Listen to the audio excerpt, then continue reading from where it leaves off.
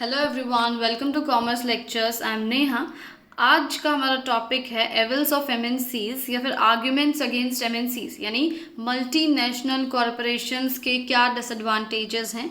And guys, ये notes चाहिए तो डिस्क्रिप्शन में लिंक है, वहाँ से आप नोट्स डाउनलोड कर सकते हैं। सबसे पहला आपका डिसएडवांटेज क्या है? ग्रोथ ऑफ मोनोपोलीज, यानी एमएनसीज जो है एक मोनोपोली क्रिएट कर लेते हैं, यानी सारी इकोनॉमिक पावर अपने हाथ में ले लेते हैं। देखो यहाँ पे क्या लिखा है कि एमएनसीज क्या करते हैं, बड़े बड़े बिजनेस हाउसेस, बड़े बड़े बिजनेसेस के साथ हाथ मिला लेते हैं, उनके साथ कोलैबोरेशन कर लेते हैं, मिलकर काम करते हैं, जिससे क्या होता है, उनका मार्केट शेयर बहुत बड़ा हो जाता है। ठीक है, वो मार्केट को डोमिनेट करने लगते हैं, सबसे ऊपर हो जाते हैं, मार्केट में सबसे पावरफुल हो जाते हैं और मोनोपोली उनकी बढ़ जाती है। नेक्स्ट पॉइंट है आपका ऑब्सोलीट टेक्नोलॉजी। ये पॉइंट क्या कह रहा है? Sometimes foreign collaborators passed on obsolete and defective machines and technology। कभी कभी जो फॉरेन कोलैबोरेटर्स होते हैं, फॉरेन की जो कंपनीज होती है, वो हमारे देश में ऑब्सोलीट यानी पुरानी या कोई डिफेक्टिव मशीन या टेक्नोलॉजी दे देती है।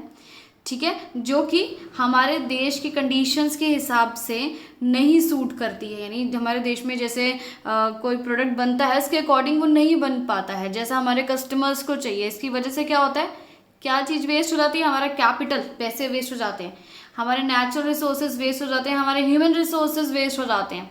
ठीक है, नेक्स्ट पॉइंट क्या है? डिसरिगार्ड ऑफ नेशनल गोल्स, यानी हमारे नेशनल गोल्स जो हैं, जो कि हमने सोच रखा है कि हम अपने देश में ऐसा करेंगे वैसा करेंगे, वो चीज़ पूरी नहीं हो पाती है। The sectors in which MNCs invest creates relatively few jobs. अब जो एमएनसीज है, जिन सेक्टर्स में पैसा इन्वेस्ट करती है, पैसा लगाती है, वहाँ बहुत कम जॉब्स लेकर आती है। क्यों? क्योंकि जो एमएनसीज होती है, आपको पता है, कैपिटल इंसेंटिव टेक्निक्स यूज़ करते हैं, या सारा काम मशीन से होता है, तो इतनी नौकरियाँ नहीं बन पाती हैं, जिसकी वजह से वो फेल हो जाती हैं। क्या करने में? बेरोजगारी हटाने में, गरीबी हटाने में। ठीक है, क्योंकि ज़्यादा जॉब नहीं निकाल पाती हैं ये। नेक्स्ट पॉइंट है आपका डिप्लीशन ऑफ नेचुरल रिसोर्सेस, यानी एमएनसीज क्या करती हैं, जिस देश में काम करती हैं उसके नेचुरल रिसोर्सेज को बिल्कुल ख़राब कर लेती हैं, बर्बाद कर देती हैं। सो एमएनसीज क्या करती हैं, बहुत ज़्यादा मात्रा में नेचुरल रिसोर्सेज यूज़ करने लग जाती है होस्ट कंट्री की। होस्ट कंट्री यानी जिस देश में अपनी ये फैक्ट्री वगैरह खोलती है वहाँ पे। क्यों? क्योंकि वो किस चीज़ में इंटरेस्टेड होते हैं? सिर्फ प्रॉफिट्स में इंटरेस्टेड होते हैं कि हमें तो बस पैसा कमाना है, भाड़ में जाए ये देश, चाहे इसका कुछ हो जाए, बर्बाद हो जाए। वो हमारे देश के इकोनॉमिक वेलफेयर के बारे में नहीं सोचते हैं। ठीक है, नेक्स्ट पॉइंट है competition with host countries. Host countries यानी जिस भी देश में वो काम करती हैं, जिस भी देश में बिजनेस खोलती हैं, उन्हीं देश के जो कंपनीज हैं उनके साथ एक कंपटीशन क्रिएट हो जाता है, वहाँ पे उन्हीं के साथ कंपटीशन लड़ने लग जाती हैं। तो generally MNCs dominates the market. Generally क्या होता है, एमएनसीज जो होती है मार्केट को डोमिनेट करते हैं, यानी सबसे पावरफुल होती है एमएनसीज मार्केट में। बहुत मुश्किल हो जाता है छोटे और लोकल कंपनीज के लिए कि इनके साथ compete करना है, सर्वाइव करना मार्केट में। क्यों? क्योंकि एमएनसीज जो है बहुत पैसा लगाती हैं, बहुत एडवर्टीजमेंट वगैरह करती हैं, इतनी अच्छी मार्केटिंग करती हैं कि इन्हीं का प्रोडक्ट बिकता है, और जो बाकी छोटे छोटे जो कंपनीज होती हैं वो सब तो बस मार्केट से बाहर ही हो जाते हैं। Next, MNCs increases the gap between the rich and poor countries. So MNCs की वजह से किसके बीच में गैप बढ़ता है? रिच और पुअर कंट्रीज के बीच में बहुत गैप बढ़ जाता है। क्यों? क्योंकि इनको इतना प्रॉफिट मिलता है एमएनसीज को डेवलपिंग कंट्रीज से, यानी जो होस्ट कंट्रीज होती है जिसमें ये ब्रांचेज या फैक्ट्रीज खोलती हैं, वहाँ से इतना ज़्यादा प्रॉफिट कमाती है और सारा प्रॉफिट जो है ट्रांसफ़र कर लेती है पेरेंट डेवलप्ड कंट्रीज में, यानी खुद के देश में। ठीक है, सारा पैसा वापस ले जाती है कमा कमा के। हमारे देश के लिए तो कुछ बचता ही नहीं है। चलो आगे बढ़ते हैं। Impose their culture. So MNCs क्या करती हैं?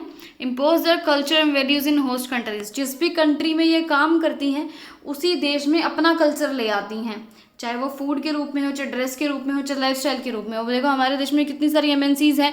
अब हम खाना भी क्या खाते हैं? पिज़्ज़ा खाते हैं, बर्गर खाते हैं, कोल्ड ड्रिंक पीते हैं, जीन्स पहनते हैं। हमारे देश का कल्चर थोड़ा ही है, लेकिन एमएनसीज लेके आई ना हमारे देश में ये सभी कल्चर। चलो आगे बढ़ते हैं। इंटरफेरेंस इन पॉलिटिकल मैटर्स, यानी मतलब जो हमारे गवर्नमेंट से रिलेटेड जो मैटर्स होते हैं उनमें भी ये इंटरफेयर करती हैं। सो एमएनसीज क्या करती हैं? Interfere in political affairs of developing Nations, यानी हमारे जो पॉलिटिकल अफेयर्स होते हैं उनमें इंटरफेयर करती है, यानी हमारे देश की जो पॉलिसीज़ होती हैं उसको चेंज करने की कोशिश करती हैं। कैसे? ब्राइब करके, हमारे पॉलिटिकल लीडर्स को ब्राइब करके, घूस दे के जो है अपने इकोनॉमिक स्कीम्स यानी अपने पर्सनल फ़ायदे के लिए, अपनी कंपनी के फ़ायदे के लिए हमारी पॉलिसीज़ चेंज करने की कोशिश करती हैं। नेक्स्ट है creates artificial demand. Artificial demand create करने की कोशिश करती है, मतलब जो डिमांड है भी नहीं, जो चीज़ हमें चाहिए भी नहीं, हमारे अंदर वो इच्छा पैदा करती है कि तुम्हें ये चीज़ चाहिए भाई, ऐसा कर देती है। सो एमएनसीज क्या करती है? आर्टिफिशियल अनवांटेड डिमांड क्रिएट करने की कोशिश करती है। कैसे? बहुत ज़्यादा मात्रा में एडवर्टीजमेंट और सेल्स प्रमोशन टेक्निक्स करके ऐसी ऐसी एडवर्टीजमेंट दिखाने लगते हैं कि हमें लगता है कि नहीं, ये प्रोडक्ट तो हमें चाहिए ही चाहिए और ये हमारी ज़रूरत है, चाहे हमारी ज़रूरत ना हो वो। नेक्स्ट है नो जॉब सिक्योरिटी। एमएनसीज में जो भी लोग काम करते हैं उनकी कोई जॉब सिक्योरिटी नहीं होती है, क्योंकि एमएनसीज क्या करती है, कभी भी अपना ऑफिस शिफ्ट कर लेती हैं, चाहे वो अपना प्रोडक्शन फैक्ट्री हो, चाहे ऑफिस हो, कहीं पे भी तुरंत जो है अपना चेंज कर लेती हैं वो, ठीक है। या फिर किसी भी एम्प्लॉयज़ को फायर कर देती हैं, अगर वो काम ठीक से नहीं कर रहा है तो तुरंत जॉब से निकाल देती हैं। सो अगर जो लोग यहाँ पे काम कर रहे होते हैं उनको कोई जॉब सिक्योरिटी नहीं होती, भाई आज हैं कल नौकरी नहीं है, कुछ नहीं पता है हमारा, तो इसी वीडियो ये ख़त्म हुई आपकी।